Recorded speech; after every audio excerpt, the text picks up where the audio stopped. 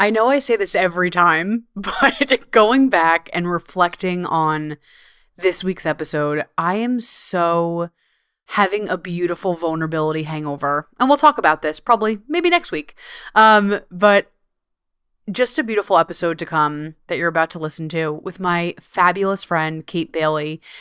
And for me, it was so vulnerable because I allowed myself to not be perfect. It was messy. It was a needed conversation. And I just want to invite you into the chat with Kate and celebrate that Kate makes safe spaces for folks to be messy and apologetic and truthful to themselves. So I have some vulnerability hangover to unpack after this episode that I allowed myself to be in my truth, where it was sometimes all over the place. And I'm grateful that Kate is a phenomenal and fabulous facilitator. So without further ado, I cannot wait for you to embark on this awesome episode. My friend Kate is an amazing business and embodiment mentor, and she helps neurodivergent women reclaim their brilliance, play big, and create a life and business that works with how they work. Her brand and her mission statement is Play Big Queen, which is both her title and a command for all women ready to step out of their smallness. Kate is a neurodiversity advocate, passionate and amazing, may I add, about educating neurodivergent and neurotypical people alike on how neurodiversity gets to be sexy, embraced, and celebrated. And more importantly, and this is a big one that we talked about, how the unintentional misrepresentations and misinterpretations and microaggressions towards neurodivergent traits can be harmful, traumatizing, and at times deadly, and how we can move towards creating spaces that honor, include, and give access to safer environments for neurodivergent people to thrive. Hallelujah. We will attach where you can find Kate, but be sure to join her mailing list and getting her free embodiment exercise at playbigqueen.com, or get notified about her next retreat at whorecrawl.com. Without further ado, Kate! Hello, and welcome to the Weeder Life podcast. I'm your host, Erica Weederlight, and I am the CEO and founder of We the Light. I help humans who feel inadequate, broken, self-conscious, and shamed around their sexuality to reclaim their aliveness, their power, and to have a renewed relationship to pleasure while preparing themselves to feel hella confident to date others and themselves. AKA, I'm guiding people to live their #best lives. I have to give you a fair warning. I do unfortunately swear like a drunken sailor, so if you do have little ones by you, just be sure to pop in some earbuds. All right, friends, let's buckle up and let's rock it to this week's episode.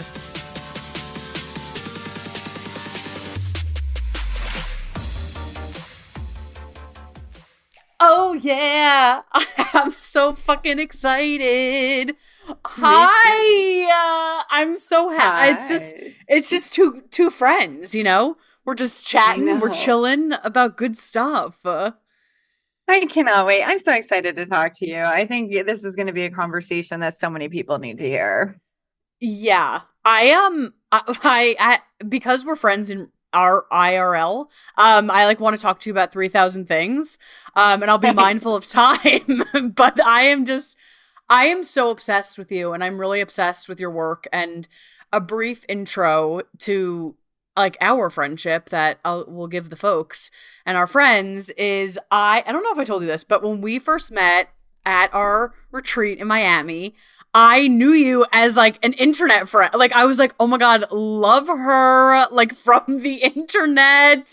And then I'm just so grateful, seriously, for your friendship, doing the work together. And you, no joke, have changed, I guess, my relationship to myself, honestly. And you've taught me so much, and you've given me so much permission, and I'm obsessed with you. So thank you. Oh, that feels so good to hear. And I'm super jealous of your ability to remember who's who online, because when you came up, I don't remember details about anybody, but I remember people's energy I know that sounds Yes. super woo woo, but because of my neurodivergence and the way I operate, I'm kind of forced to navigate the world more intuitively. And like you came up to me and I'm like, oh, this gorgeous energy. And it's like, I feel so safe around you. I feel so much joy whenever I'm in your presence. And like, you have so much to offer the world and so many talents that like I was really grateful our paths crossed again. I know we are tied in other worlds, but like to meet you at this point in time in this embodiment work, in my work in neurodivergence, it was just extra special. Yeah. Not me crying. I'm like, that's beautiful. Wiping away a tear. Can we like get it? I really want to talk about. There's so much I want to talk about, but first and foremost, I'm so grateful that the conversation of neurodivergence is a big one right now. It's very Yeah. TikTokable. It's very Instagrammable. Which like God bless. Like I'm thrilled. I wish I had that. Those resources back in the day when I was going through school. Can you talk to us if someone's like, what is neurodivergence? Like, we'll talk about like the juice, but can we talk about like the 101, like what is it and how do you relate to it? Yeah. So, I mean, you'll have to forgive me because I came to this conversation without notes, and I typically don't remember like names of people and like all the historical facts to educate people. Um, but neurodivergence, I know, is a term that was coined in the 1990s. I forget the name of the person. I have to look it up again to remember. But since then, people have been adopting this as an identity label to name something that has been invisible, to name a challenge or part of their identity that has eluded them for so many years. And basically, what neurodivergence means is that you have a difference in how you process information, how you think, how you behave, how you socialize. And it doesn't mean that that difference is bad or wrong. It just means that the way society is set up is to support a majority way of thinking. We have a neurotypical society that has like institutionalized education, neurotypical ways of working. And if you identify as neurodivergent, you probably have an added set of challenges when trying to navigate that, right? So it could be ADHD, it could be autism, you could have dyslexia, dyspraxia. And then there's some crossover where some neurodivergent traits might also look like other traits of different conditions like PTSD or trauma, because the neurodivergent lived experience can be inherently traumatic as well, right? And then you have people who have things like bipolar or mood disorders, schizophrenia. So there's like a lot of overlap in shared experiences, but we know neurodivergence as like you have some sort of diagnosis or identity like autism, ADHD, things like that. Can you talk to us like how you felt? Well, actually, I have two thoughts, and I want to start with again. This is how I thank you because when I did my last episode, I was trying to, I was expressing myself, and I was having my ADHD moment where I was like, Yeah. and like the different things came to my brain, and you have been so healing in my journey. I didn't realize how I crucify myself on the reg, because I'm like, Erica, Mm-hmm. that's wrong. Get back, get back, get back. Like, I didn't realize, just like the way I think, that there's an internal monologue of like, go back, go back. It needs to be linear. And there's like so much wrongness in my system. Yeah. And you've given me so much permission and like just how you hold space for me and is like, what do you need, and how you advocate for me, which I want to talk about, like advocacy and holding space for yourself and others. But can you talk about, oh my God, so many things, but can you talk about like why this was important for you to teach and hold others? Like, let's start with, I'm curious about that. Like if we could start with like your why, that you're like, I have to do this. Yeah. So, I mean, this is something that it's been my lived experience over the course of my lifetime, right? So when I was younger, like it started with neurodivergent traits when I was a baby. I used to like twirl my finger until my hair snapped and I had these like things that I would get hyper focused on, and I would have meltdowns that weren't your like standard child meltdowns, just like a different experience.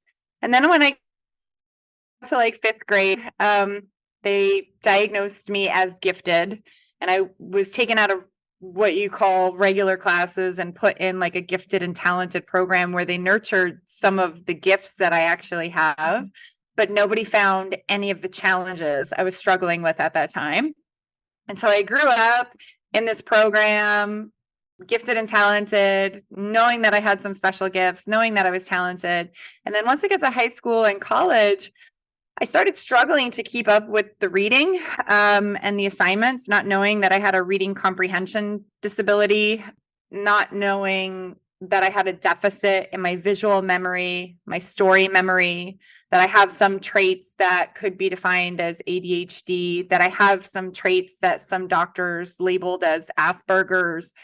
And so I kept going down this path of like trying to go to college, knowing that I'm smart. And then on top of that, like I had a drive to not just be smart, but like to be the best, right? Like I wanted to go to Harvard. I wanted to like do the best of the best. I wanted top A grade, number one. Like that's who I was inherently. Like I was kind of competitive with myself. And so I went to college and I would start off with all A's, and then the amount of work and reading would get overwhelming, and I would eventually get overwhelmed and stressed and not be able to keep up with the assignments and fail out. But like I am so tenacious and driven, I would just try again, and I'd go to another college and I'd enroll and I'd get accepted, and like I would start off strong and then I would fall out. And this happened 6 times. I went to 6 different colleges and still didn't obtain my bachelor's degree. And this was happening with jobs as well. Like I would, because I didn't have the bachelor's, I was like very innovative and very like scrappy. And so I would get into one field. Like I went to work for MTV by leveraging an internship at one of my colleges at LIU. And then like I stayed there. And so I worked at MTV for a while. And then I was like, well, I need a job with benefits. And so I got a job working at a hedge fund company for like commercial real estate and oil and gas. And then I was like, well, you know, I really need good benefits and like I really want to work in medicine, but like I don't have a bachelor's. How do I get into medicine? And then I went to work at the New York City Fire Department. And so I had reinvented myself so many times, but like every time I made a decision to go somewhere, it wasn't because it was something that was like lighting me up. It was something that like I felt like I needed to do to either be considered an adult, to be able to be taken seriously. And so I kept calibrating to what other people's idea of success were in my orbit at that stage of my life, and never really calibrating to who I was, right? So once I had that epiphany that like, oh my gosh, like I went to go work for MTV initially because my father used to yell at me when I watched MTV and said, shut that shit off. And I was like, well, basically like, fuck you. I'm going to go work for MTV. Watch. Like that's who I was, right? Like I was like, don't tell me that I can't do something. I was very rebellious, right? But like instead of just reacting to all these insecurities and all these external influences, I decided to like really look inward. So when I started going down that journey of self-discovery, like it really landed with me that like I felt different. I felt othered. I felt outside the fringe of typical society my whole life. And I thought it was something bad or wrong. And we didn't have this language. We didn't have the word neurodivergent, right? Like, and even if they do diagnose you with ADHD or something like that, there's a through line, which a lot of people can have the shared experience of being ADHD, but it presents differently in different people, right? There's hyperactive types, there's inattentive types. So like, it was really just such a massive reclamation of my identity to be like, oh, I'm neurodivergent. Like that is why I'm having all these challenges. It's not that like I'm innately wrong or bad. It's not that I'm not intelligent. It's just that how I think is different than what the majority of institutions and work opportunities are designed for. And once I started to understand that, I was like, well, here we go, you know? So like I always connected to people that were a little bit different or identified as other in some way as well. And I met my husband, and he is a little bit different in the way that he thinks. He has like a genius, like engineer type of mind. And he grew up having like a stutter, and my stepson is on the spectrum. And so it's like I have this whole world where everybody is neurodivergent. And I've been able to see my own lived experience, the lived experience of those closest to me, and now my clients and my students. And there's just so much in that experience that I would like to help change, because I think there's a lot of misinterpretations around like how you communicate and what that means. And that can lead to disenfranchisement, that can lead to bullying, that can lead to trauma, because we're misinterpreting these things in a different way, right? Like some people think that if you're talking really fast, that you're selfish, you're taking up a lot of space, you don't consider other people, but that might not be the case. You just might be hyperverbal. That just might be how you operate, and that's okay. And so I came into this work out of necessity. It was my own lived experience. Then it was my family's lived experience. Now it's my students' and clients' lived experience. And this is my mission, to have this conversation, because I think you can see just from our conversations how empowering it is to like be able to name this part of your identity that like for so long we're just like feeling around in the dark. And then when you understand neurodivergence and the identity that comes with it, it's almost like somebody finally comes and just like turns on the light, and you're like, oh, yes. like I get it. I understand now. Yeah. I can do life now. Thanks. Yes. Oh, wait, you highlighted so many good things that I want to go back to. Holy shit, holy shit, holy shit. And I want to bring up the thing that's first coming to me is the self-love piece, but I really actually want to go into, like you said, like the light switch. Like I always knew this. I was I had I was diagnosed young with like processing problem, but I was like, okay. And a huge thing for me was me masking, and we could talk about that in a second, but like me masking and being like you said, like I was like, I am going to overachieve this and I'm going to push through. And it was like, but deep down I felt like wrong and I felt bad. And I want us to talk about that and our connection to like our liberation and our self-love and acceptance and all that. But I just want to frame really quick what you said with the light bulb moment. I remember what you and I talked. I don't remember what we were talking about, but you said something and I was like, oh, holy shit, this is why I do that. And that's cool. And I remember calling my family. I'm like, guys, I told you. Like, and they were like, oh, okay.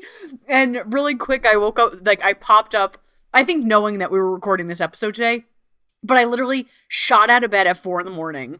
and was like, oh my God, it makes so much sense. Like, I was like, Eureka. I think, yeah, I was like, holy shit. And then like really briefly, like I literally sprung out of bed because quick cliff notes is I have been thinking about like, I have a narrative that I'm wrong and bad, that I'm not in corporate. First of all, I would never jam with that. But I am obsessed with my work. I would not change it for a damn thing. And there's still sometimes I'm like, oh my gosh, like there's a wrongness story. And I'm on a business trip with my partner for his corporate work. So I'm like, oh my God, like, am I, all the stories that come with the wrongness. So that's been on my mind. And I sprung out of bed at 4 a.m. today and I was like, oh my gosh, like this work was so meant to me, like for me, mixed, my neurodivergence mixed with my witchiness, like, this is what I've always wanted. Like I don't want that other path. That path is beautiful for some folks and I'm so grateful, but the cliff notes is I finally got into celebration about it. I never have been I've always been like right? Like, this is my path, but like, it's weird and kind of wrong. Today I was like, fuck yeah, this is what I actually prayed for since I was little. Like, I actually finally fucking got behind it and I thought of you. So I think like it gets us into, like I said, celebration versus wrongness and Yeah. permission. And that's so beautiful. Yeah. And I think that's just like, that's what it really comes down to. I think that's what the work of like neurodivergent identity work and embodiment work can do for you, is get you to the point where like, you know who you are and you own your path, and you celebrate everything that's right about your own personal journey, and you claim it and you own it and you don't try to change it. That's something like in my messaging, that's what I call the play big journey. That's where like you recognize that there's something that might be different about you, but knowing that there's brilliance in that difference and learning how to drop into embodying that instead of shrinking in the face of the things that are going to make you stand out, are going to make you have crucial conversations and courageous conversations with people in order for you to fulfill your life's purpose, right? Like it comes with its own set of challenges, but it's almost like because it's more challenging, it makes your path that much more beautiful.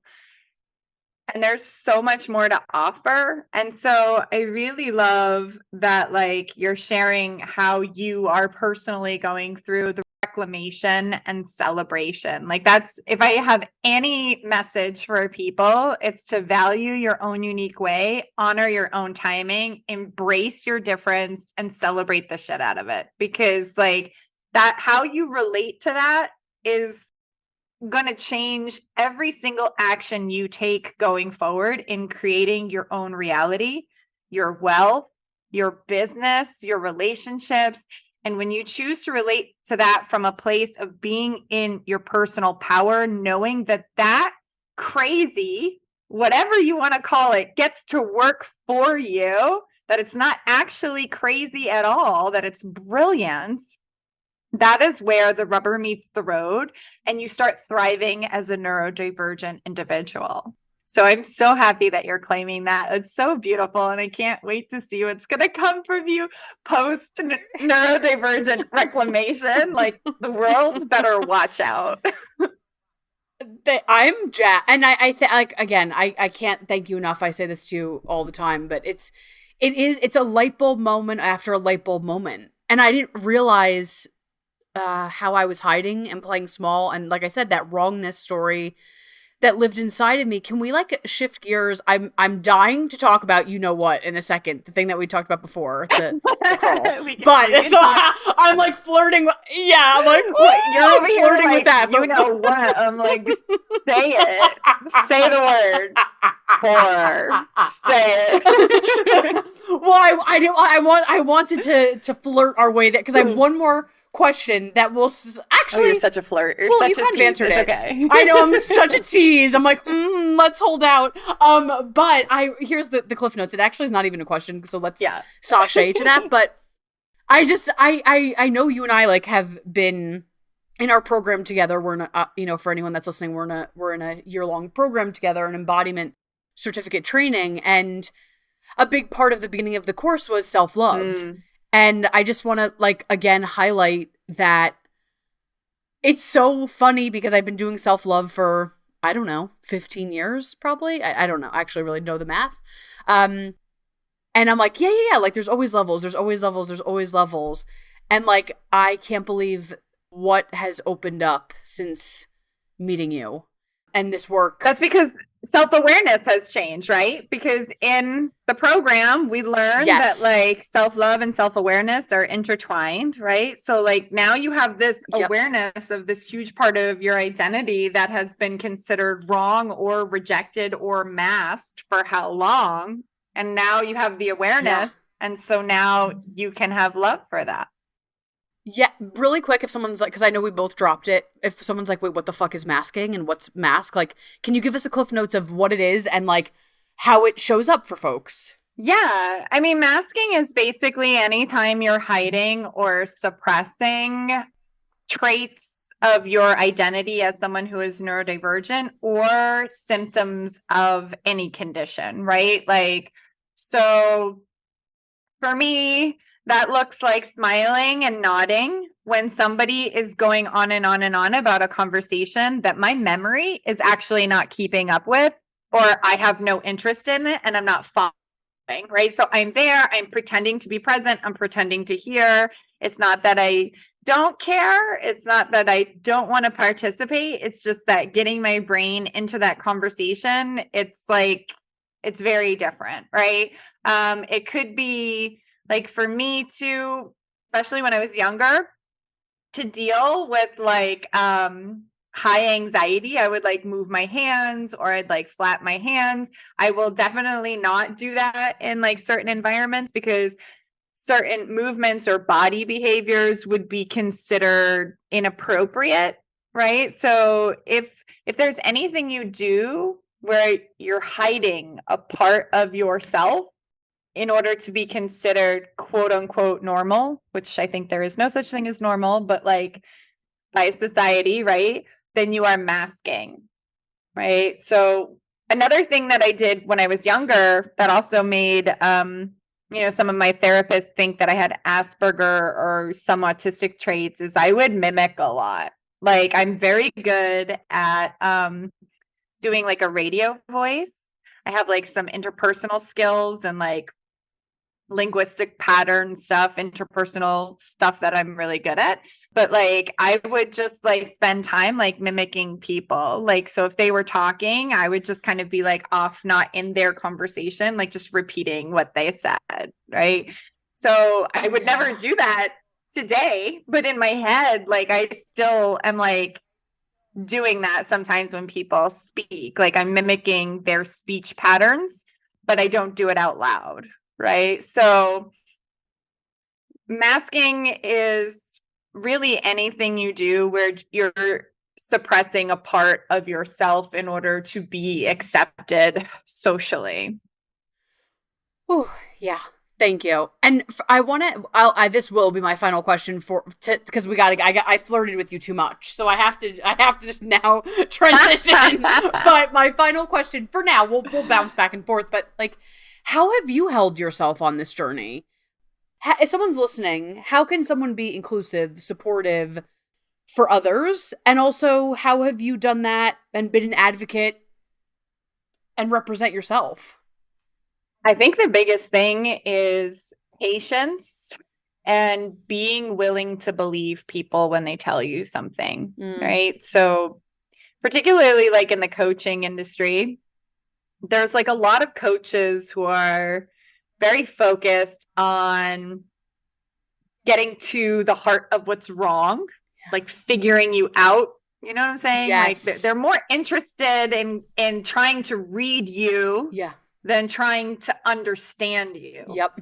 Right. So before, like, even if you do have ADHD, that doesn't mean that like that is going to tell everything to someone else about who you are and how you operate and how ADHD presents for you. Right. Yeah. So just creating the space to have the dialogue around how an individual operates and if there's any accommodations that they might need, just to like have the conversation without trying to them out and like really listen. Because the process of getting diagnosed for any type of neurodivergence, it's a journey and it's very vulnerable and it brings up a lot of emotions. It can be an emotional roller coaster. And some people actually don't have access to being formally diagnosed. They don't have the resources. It depends where you go. It can be 3,000, it can be 6,000, it could be covered by insurance. Usually it's not covered by insurance. So when people say they're neurodivergent, they could be undiagnosed, they could be self-diagnosed, or they can be diagnosed, right? And so for the longest time, I wasn't diagnosed. I didn't get diagnosed until adulthood. And I've actually worked in medicine. I worked in emergency medicine.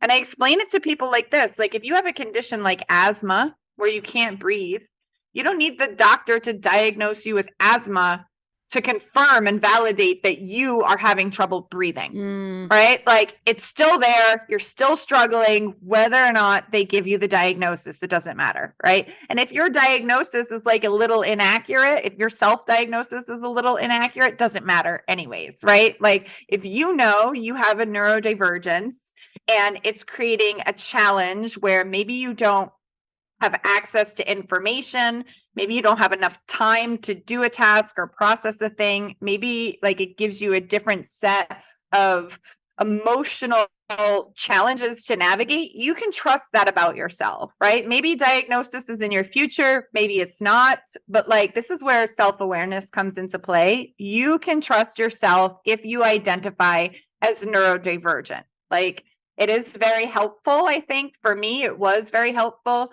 to get a formal diagnosis and have more awareness about myself and how I work, because that empowered me to have different systems and different things that can hold me through it.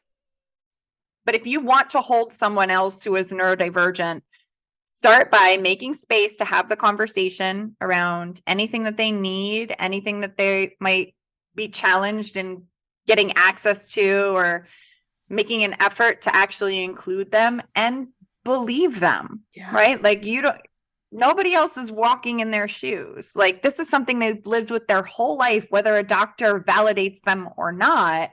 Just believing them can be so empowering, because there's a lot tied up when people don't believe people who are neurodivergent. They're like, oh, well, they're overreacting and they're extra, there's something special, and they're always complaining, they're in victim. There's all these stories that people make up about neurodivergent people.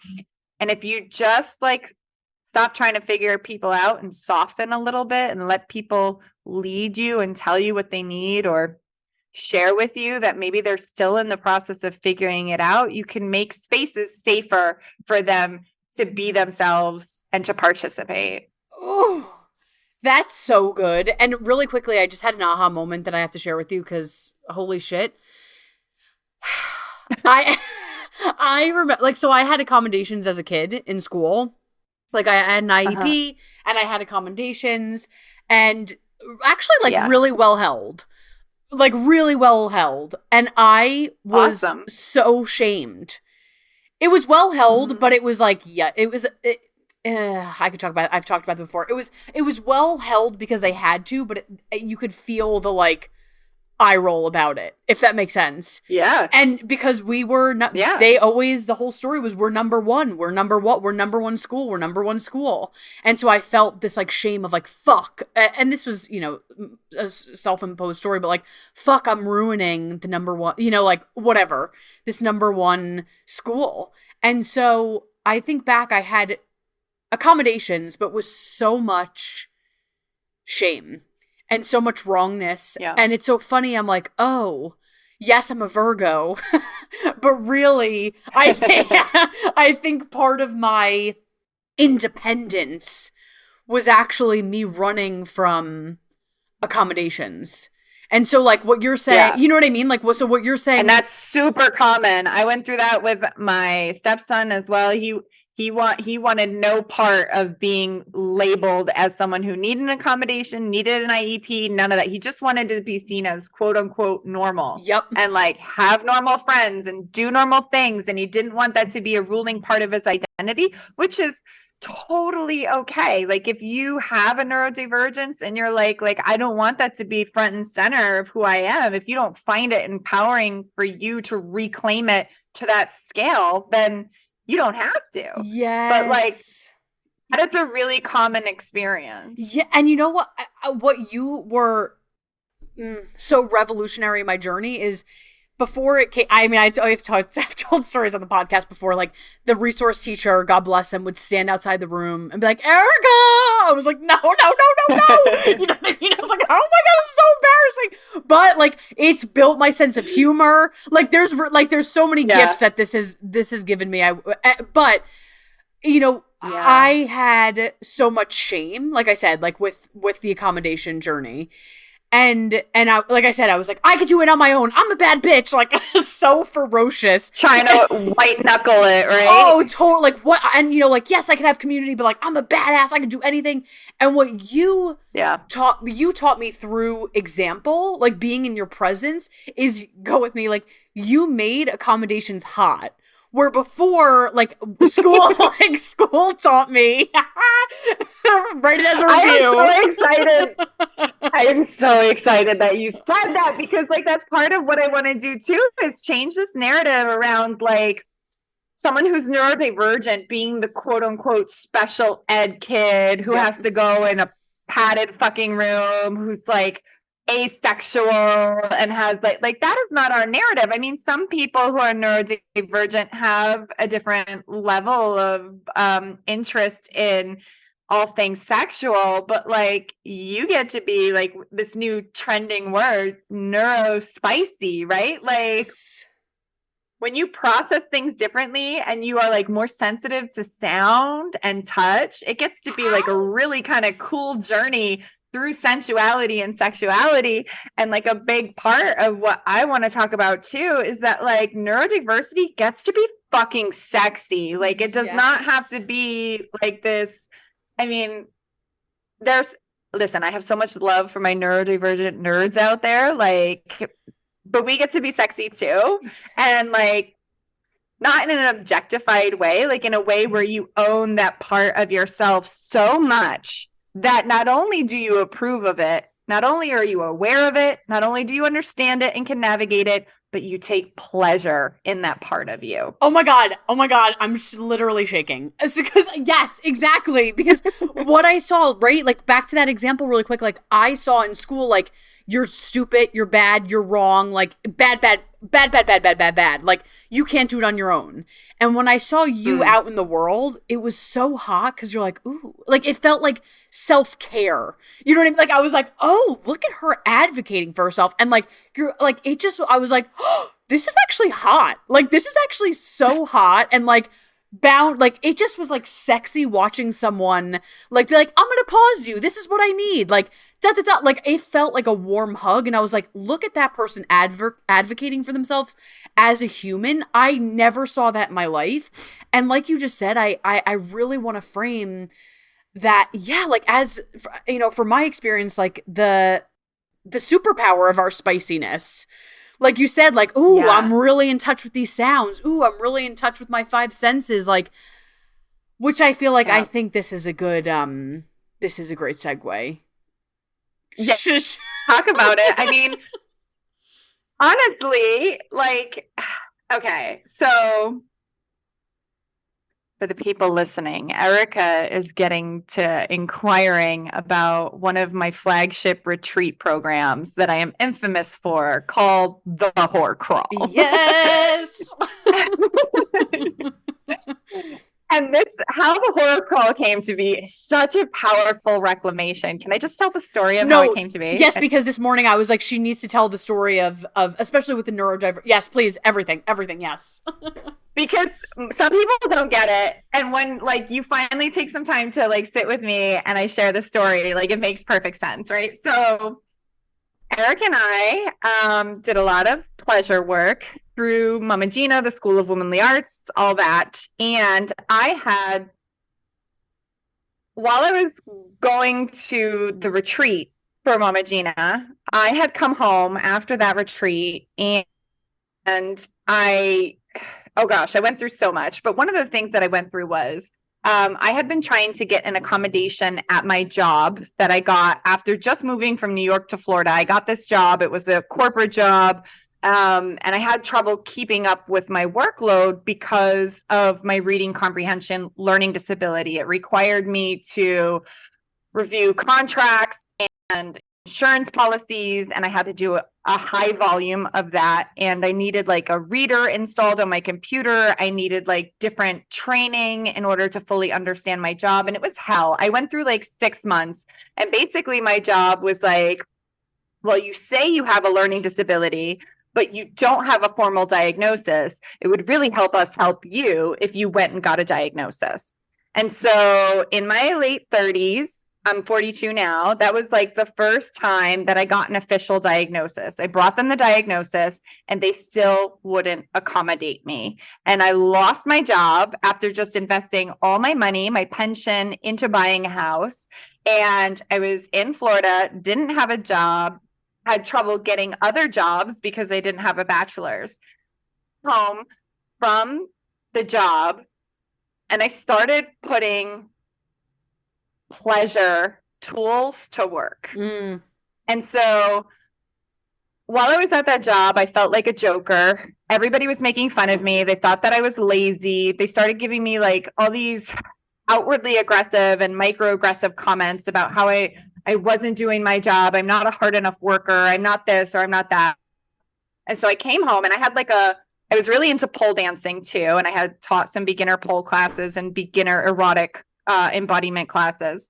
And I had a pole in the middle of my house and I got some black lipstick and I was like, okay, I feel like a joke. I'm going to really lean into this. I feel like a joker. And so I looked in the mirror and I just started painting on my face a joker face. And I'm like, I feel like a joke. And I just started like getting into all the feelings and allowing myself to feel everything that was coming up. The rage for the 6 months I had been put through, the unwillingness to like see me or include me in my right to like make an income and have a job. Like I just let it all out. I screamed, I stomped. And then at the end of it, I started writing all these words on myself that I had been called, like stupid, lazy, ignorant. Like one person at my job actually told me, you know what, Kate, you're so smart, you're dumb. And I wrote the word dumb on me. And like, I started remembering all the other words that I had been called. I wrote the word whore. I've been called a whore once. I wrote the word slut and I just started dancing with it and moving it. And at one point, like I took so much pleasure in it that I started smearing all the words down my body. And like, I saw myself in the mirror, like smearing off the word dumb and smearing off the word like lazy and whore. And I was just like, oh my God, this just did something to my brain. Like it just changed something. Like when I was younger, this is like a little side story. My grandmother, she was a double amputee and she had like phantom pain in her legs for a long time. And the way the doctor helped her with that is he showed her a mirror and was like, your legs are not there anymore, right? It was almost like the same effect. When I had smeared off these words, I was like, these words are not here anymore. These words are not me anymore. This doesn't have to be with me, right? And at the time, I started getting really into horror archetype work. Now, if you're new to archetype work, an archetype is like this typical character with a set of behaviors and habits that like represents these universal patterns of human nature. And so an archetype is something that's like omnipresent within you, they're within others, and they create this foundation for human behavior. So you've all heard of like the archetype for the inner child, things like that, your inner teenager. Everybody has an inner whore, right? And so the whore archetype is basically the version of us that shows us our power of provocation, right? When we are in this archetype, the archetype can either be, any archetype can be in light or shadow, right? Like, so if your inner child is in light, they're probably having a sense of play, a sense of innocence, a sense of safety. When your inner child is in its shadow, it's probably like in full meltdown, stressed out, right? The whore, when it's in light, she operates from honor and integrity. Like she knows her worth, like she is embodied in her sensuality, her sexuality, her creative sexual power. She's not available for shame. She's not available for negotiating her power away.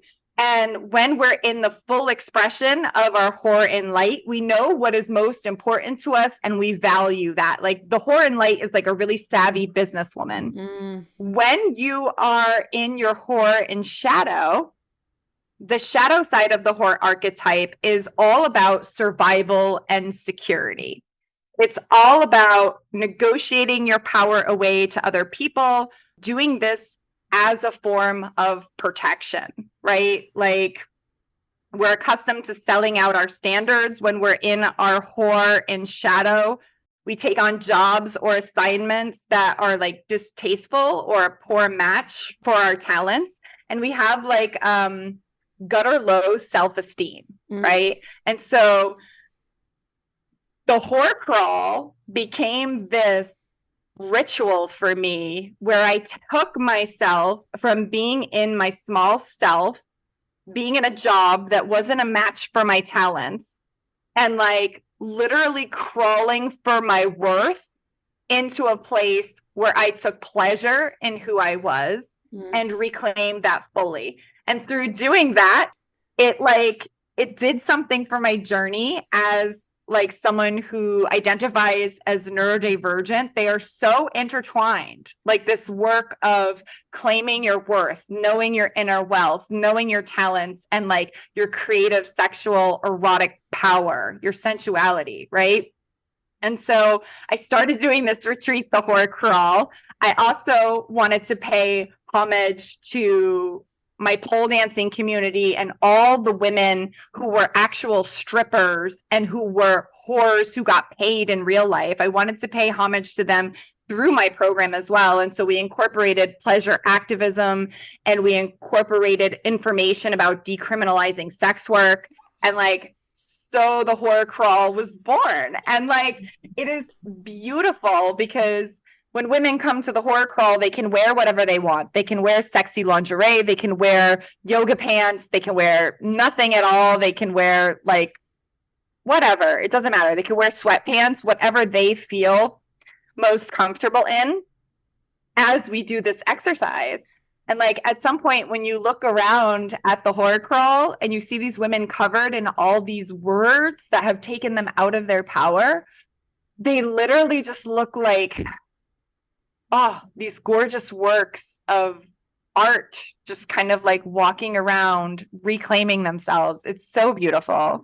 And like, yeah, a lot of people started to learn about the fact that I did this, and they asked me about it till this day. They're like, I don't get it. You're like a business coach. Like, what does the Whore Crawl have to do with anything that you do? And I'm like, oh, honey, everything. To do with reclaiming who you are. Yeah, I was gonna say everything. Everything. Holy fucking shit! I remember when you told me about the Whore Crawl, like, and especially the archetypes, the chills that I had. I was like, holy fucking shit! And especially as a neurodivergent person, like the light and the shadow. Like, I've seen myself, and I'm sure you have too. Like, be in the shadow with the whore because I'm like, oh, this is what I deserve. Like, this is, and so I was like, holy fucking shit, merging them together. You bringing that to my attention, like, blew my fucking world open. Yeah. And there's something too about putting the word whore with crawl, like just being down on your knees, like really crawling and like getting down into it, all the shame, all the embarrassment. Like, the women that I've worked with, they have really, I'm so proud of them. They've brought so much to these retreats and these workshops, and they've really like left it all on the floor. And the through line that every woman shares with me is that they're always so surprised at how literally heavy they feel. They're just writing the words that they've been called by other people, or that they've called themselves over the years, and just how much they're actually physically carrying that in their bodies on a day-to-day basis, and how much lighter they feel when they decide to play with it and own it and like make it their own. Oh, it's so good. It's so good. It gives me chills. I'm going to do everything in my power, if you still have spots available, to come to some of these Whore Crawls, because holy fucking shit. Yeah. The next one is going to be sometime in October. I'm thinking in New Orleans. I still have to work on getting the space, and they're very intimate. I usually don't do more than 10 people, and it's like a weekend. If anybody is listening and they want to get on the wait list to get notified of the details, when spots open, you can go to whorecrawl.com. and you'll be on the list, chances are like you'll only get into the horror crawl if you're on the list, because like this is actually a program that does really well. And then like people want to know about it as soon as it happens. So like I let the people on my list know first before I take it to social media. And most of the time I don't even get a chance to be on social media promoting it for that long before the spots sell out. It's so beautiful. I love it. It's so fun. So good.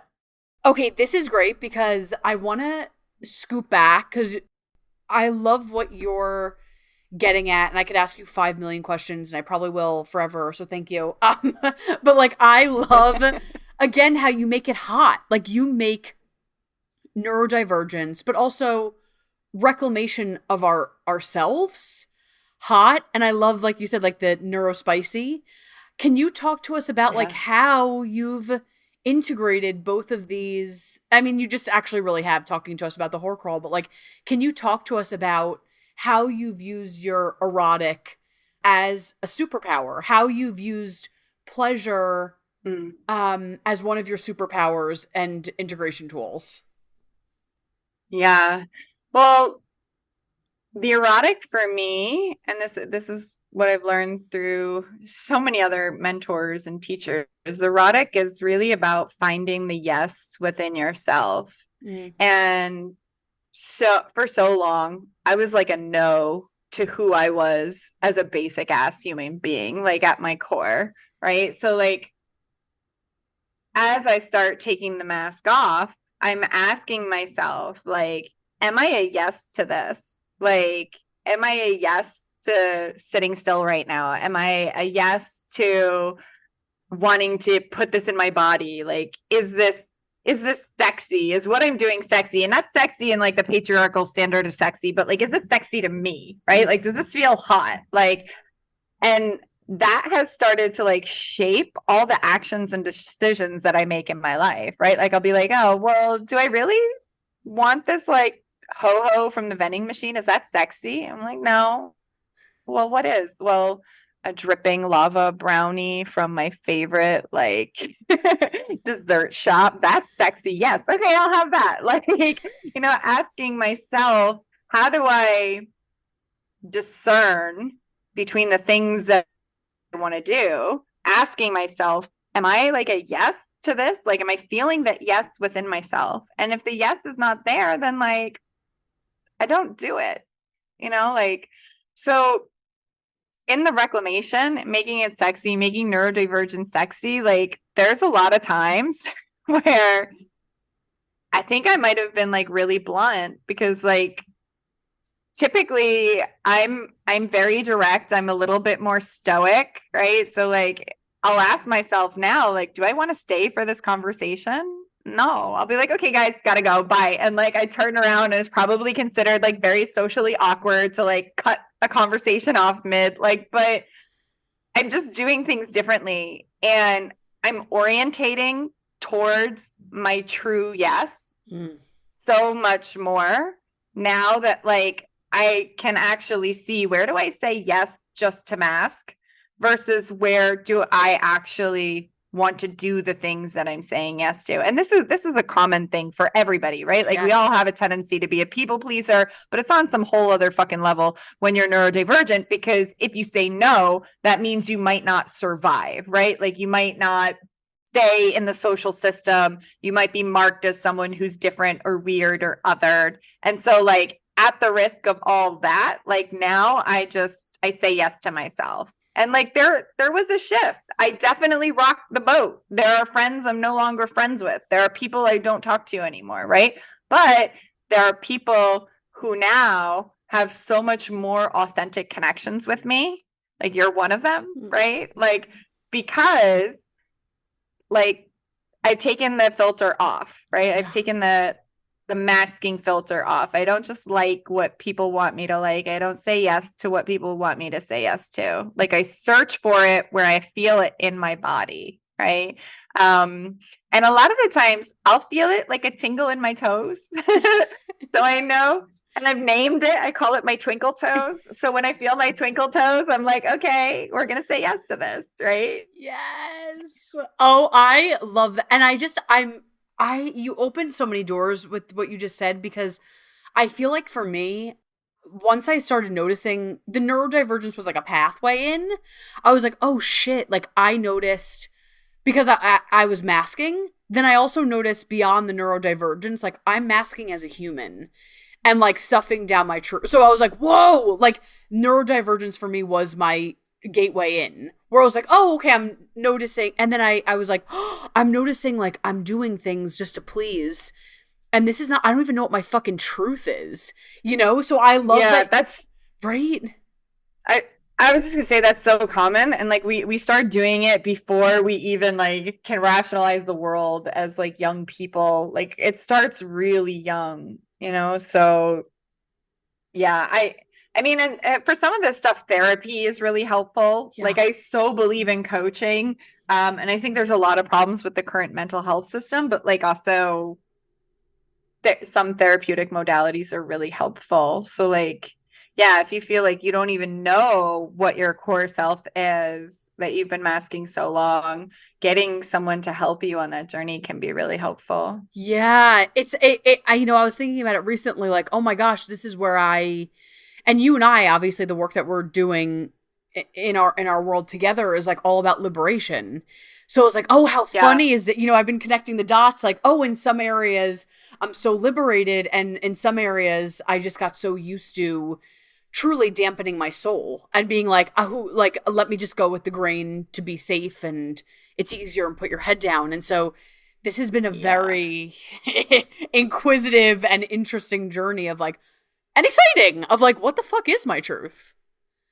It is exciting and it takes courage. I mean, Totally. I'm not saying you got to be like me and write the word whore on yourself in lipstick and put it on the internet, but like, watch out when you start saying yes to the things that you want to do and the person you want to be really seen as. When you really start getting visible as someone in their truth, stuff is going to rearrange. Like it's work. Absolutely. You know? Yeah. So take it slow, allow yourself to be in your own timing. Maybe like make these small little 1 degree shifts towards your truth if that feels better for you. Personally, my neurodivergent ass, I'm very impulsive. I go all in. I'm like, hate ourselves whore on the internet. My mom was like, "Are you okay?" I'm like, "Yeah, you might want to unfollow me for a little bit. It's about to get rocky. Hold on." Say no, same on all of it. I'm obsessed with you, and I also want to say this. There's so many things I could talk about, and again, really quick, because you like what you got just to tell everyone, like we got on late because I was having my ADHD moment, and I was like, I could do 12 things in 4 minutes, and you were like, it's all like you just like are so permission giving that you're like, it's all good, like we're on ND time, and like just the fact that you create that safety that I'm like, oh, I can land.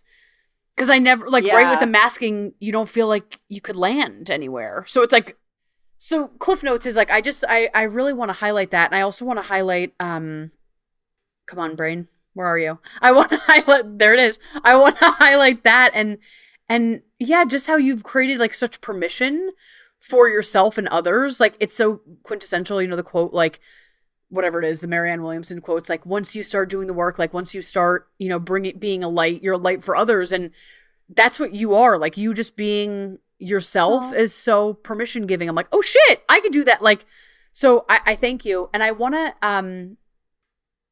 I think it's important because this was a really big download for me. And then we'll sashay and wrap up in a second. But when you told me so many neurodivergent people and so many people in general, but really struggle with rejection. Yeah, rejection sensitivity, RSD. Yeah, that blew my mind open a little bit. That I was like, oh, and that's what, and like how it's connected to masking and safety. And you really just gave me, the word of the conversation is permission. But yeah, you gave me a lot with that. Yeah, I mean, again, I'm not a therapist. My experience is I worked for the New York City Fire Department. I was an instructor for EMS, which means I responded to people who had behavioral, psychological, and medical emergencies. And I also taught in classrooms with people who had neurodivergences, learning disabilities, diagnosed and undiagnosed, right? But what I've learned in that journey is a lot of people who have ADHD have the experience of rejection sensitive dysphoria, which is basically where you experience like severe emotional pain because of a perceived failure or feeling of being rejected. And this is really common, and they think it's common because of a commonality in ADHD brain structures. But yeah, again, that could be another shared experience of being ADHD or neurodivergent. But there are also so many other experiences that might not be shared. And I think the part that I've gotten good at that you're calling so permission giving is to just not walk into any interaction with another human being with assumptions, right? Like, I'm not going to assume that because you are late that you're irresponsible. I'm not going to assume that because you're talking more slowly that your intelligence is affected. I'm not going to assume that because your body jerks or moves in a certain way that like you are not tracking everything that I'm saying, right? Like there are like so many different dynamic environments to who we are as a human on a mental, emotional, social, biological level, like emotional, like we just can't have assumptions going into conversations. And that's the biggest thing with neurodivergence, that people like you or me who pass well for being neurotypical, like you would look at us and you'd be like, what are you talking about? Right? Like people are not going to see it from the outside. It's largely invisible. But once you start getting into certain tasks or behaviors, you can notice that you might have such a greater challenge than other people. And that's confusing because you might also have gifts, right? So like for me, my verbal output is high. This has actually been tested. My interpersonal skills are up there, but digestion is much slower. Understanding, comprehending is much slower. So like I'm over here taking notes, giving myself multiple levels of reinforcement to participate in the conversation. But without this, I'm asking you to repeat yourself multiple times, and it almost looks like to someone like I can't hear them, right? Because it's a comprehension disability. So staying out of assumptions, I think, are so important. Like check your judgment, check where you're coming from, like, and just be curious about people, right? Like you never know. Everybody has a different combination of what they're working with, and just allowing the space to make room for that, I think will make so many more spaces so much more inclusive for neurodivergent people. Oh, you just hit it, because I think that's what makes people feel so unsafe in structures like coaching and therapy. Like, you know, we're projecting the, you know, in a way, the patriarchy of do this, it should look like this, it should look like this. And like you said, I think you just answered how to be a great advocate for neurodivergent people, or for everyone. Like, don't make assumptions. Like, that is so gorgeous. Like, do not make assumptions is like I'm like, mic drop, ma'am. That is so good. Yeah. Like speaking to people more gently is so important. Like I said, like a lot of coaches, they get into this headspace where they got to read you, they got to figure you out, they got to fix your mindset. Like, no, just pump the brakes, be gentle. Like, this isn't, you don't have to spitfire questions, just like really regular and see with how like people are doing. Yeah. Like go at a slower pace and just throw out everything that you think you know about how people are supposed to communicate or show up. Oh, so good. Before we grab where we can find you, is there anything else that you're like, Erica, we probably should do more episodes, but if there's anything else that you're like, Erica, hold on, I didn't say this and this is really important. Is there anything else that's like coming up from your soul that you're like, I must share this with everyone? Yeah, I think that, I mean, this might get a little dark a little quickly, but a big part of why I do this work is because I think sometimes, and it's true, that misinterpretations of neurodivergent behavior can literally be deadly, right? Like one of my scariest moments as a stepmom is when my stepson was pulled over by police on his bicycle at 15 years old. And they told him that he fit the description of a 30-year-old black male in the area who's wanted for murder. And at the time, his autism was much more pronounced in his traits, and he has selective mutism, meaning you put pressure on him and he will not speak. So the officers at the time misinterpreted that as non-compliance. And so understanding that different people have different communication styles and abilities is so critical, not just to launching the business, being a self-actualized person, being in your purpose, but to our safety as neurodivergent people. I really think we need to be having this conversation more around safety and neurodivergence, because even police officers have a hard time identifying it. And I know, because in the worked with police, right? Like I had I have so many of these stories, but one time I got called to a house and it was a 15-year-old girl and she was stressed out, freaking out, throwing furniture, screaming. And I had this police officer come on scene. He was backing us up and he's like, I'm going to make her get in the ambulance. Like she's a psych patient. He's going to like strong arm her into doing it. I was like, pump the brakes, buddy. Let me just go talk to her. Right. And I'm like, hey, what's up?